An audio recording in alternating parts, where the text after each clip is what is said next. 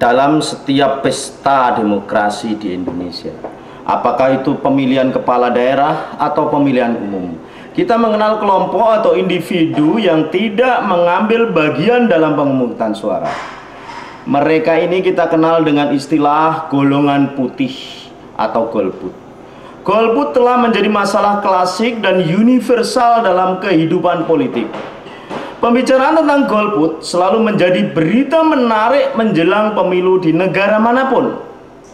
Di Indonesia, istilah golput dalam peta politik pertama kali muncul pada tahun 1971 terhadap mereka yang tidak menggunakan hak suaranya untuk memilih. Mereka yang tidak mengambil bagian tersebut, undang-undang tidak dapat mengenakan sanksi. Artinya, secara hukum memang tidak ada satupun kekuatan yang dapat menghalang-halangi seseorang untuk bersikap golput atau tidak menggunakan hak pilihnya. Hanya saja yang menjadi persoalan adalah tentu dengan semakin tingginya angka golput dalam setiap pesta demokrasi, semakin rendah nilai legitimasi pemimpin yang dihasilkan. Inilah konsekuensi logis dari kebebasan masyarakat untuk memilih atau tidak. Memasuki pemilu 2009, wacana golput kembali mengemuka di hadapan kita. Banyak pihak memperkirakan angka golput pada pemilu 2009 akan meningkat tajam. Peningkatan ini seiring dengan semakin tingginya pengkhianatan pemimpin dan wakil rakyat terhadap konstitusi. Betapa tidak, pemilu yang digelar selama ini cenderung tidak menghasilkan perubahan sebagaimana harapan rakyat. Rakyat menganggap pemilu hanya membuang-buang waktu, energi, dan biaya saja.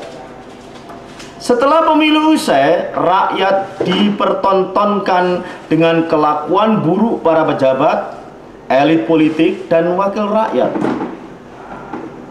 Mereka banyak tersangkut kasus korupsi, bahkan mereka juga terlibat perbuatan asusila, bermain judi, dan terlibat narkoba. Perbuatan tersebut sangat tidak pantas dilakukan wakil rakyat, sebab mereka adalah orang-orang terhormat yang seharusnya memberikan contoh teladan pada rakyat. Fenomena ini membuat rakyat kecewa, sehingga akhirnya rakyat tidak lagi percaya kepada wakil rakyat atau partai politik yang ada.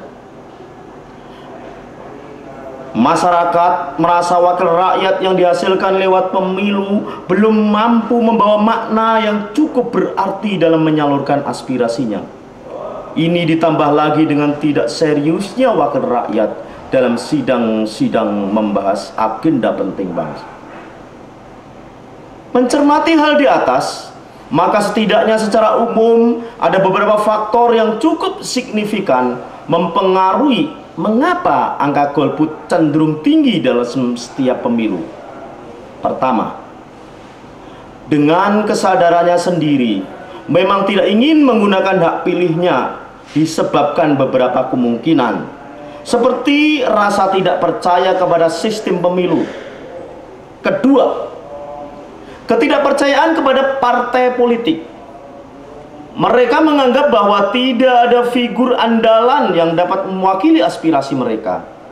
Ini dibuktikan dengan beberapa kali penyelenggaraan pemilu. Para pemimpin dan wakil rakyat yang terpilih tidak dapat berfungsi mengemban aspirasi rakyat.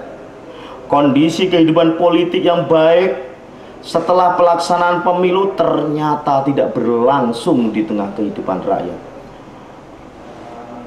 Malah yang muncul justru tingkah laku buruk wakil rakyat, dan juga yang muncul konflik berkepanjangan antar elit politik atau partai politik. Pada tataran ini, semua elit politik hendaknya belajar dari pemilu yang sudah lewat. memahami bahwa golput adalah instrumen politik rakyat untuk melakukan kritik. Kritik yang disampaikan melalui golput hendaknya mampu dijadikan bahan renungan.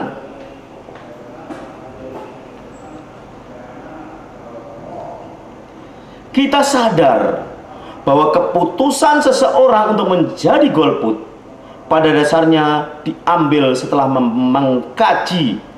Sekali lagi saya sampaikan, kita sadar bahwa keputusan seseorang untuk menjadi golput pada dasarnya diambil setelah mengkaji beberapa alasan yang ada. Untuk itu, menyambut pemilu 2009 yang harus dilakukan oleh semua elit politik adalah: pertama, hendaknya secara terus-menerus mensosialisasikan pemahaman pentingnya pemilu sebagai bagian dari demokrasi. Semua elit politik, baik yang ada di pemerintahan, di kepengurusan partai, di KPU, dan di gedung DPR, secara bersama-sama menegaskan bahwa golput tidak boleh terus terjadi dalam setiap pesta demokrasi. Para elit politik di negeri ini harus mampu meyakinkan rakyat bahwa hanya melalui pemilulah arah dan cita-cita bangsa ini bisa diwujudkan, yaitu dengan terpilihnya pemimpin baru. Selanjutnya, bagi elit politik yang terpilih menjadi pemimpin baru, hendaknya bisa menjadi panutan, teladan, dan mampu menyalurkan aspirasi rakyat, sehingga golput di masa-masa selanjutnya bisa berkurang. Kedua, semua elit politik yang ada di KPU dan dibantu seluruh elemen masyarakat, apakah itu mahasiswa, tokoh agama, lembaga swadaya masyarakat, dan lain sebagainya, harus bekerja keras melakukan pendaftaran semua pemilih potensial. Mereka itu harus dipastikan sudah terdaftar dalam setiap pemilihan di daerah pemilihan.